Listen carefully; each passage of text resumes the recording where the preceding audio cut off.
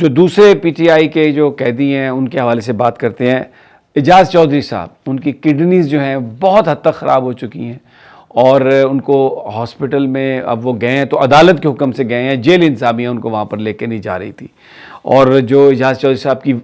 اہلیہ ہیں انہوں نے جو بات کی، آئیے خود ان کی زبانی سن لیں آپ.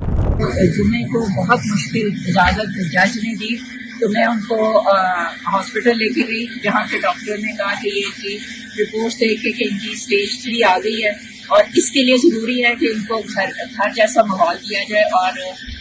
یہ جیل کے ہسپتال میں ان کی ٹریٹمنٹ نہیں ہو رہی. اور ڈاکٹر جو جیل کے تھے انہوں نے بھی اس بات سے انکار کر دیا کہ ہم یہاں پہ ان کی ٹریٹمنٹ نہیں کر سکتے. تو میں صرف انسانیت کے ناطے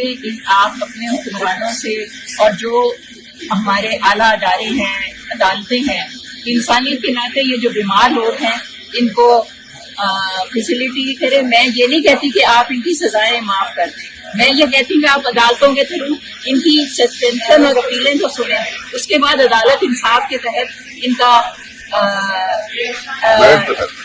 اس کے اوپر فیصلہ کرے اور کسی نتیجے میں پہنچے. بے گناہ 3 سال سے ان کو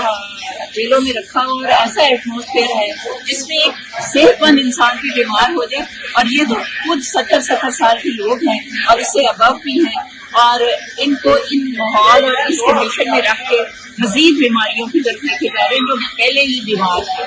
تو میں یہ کہوں گی سیاست ایک آپ کی اپنی جگہ ہے، لیکن سیاست کو انسانیت پہ پابندی نہ دیں اور انسانیت کے تحت عدالتیں بھی اس چیز کا فیصلہ کریں اور ان کو بہتر ان کا فیصلے کریں اور ان کو فیسلٹیز دیں اور ان کا علاج بر وقت ہو سکے.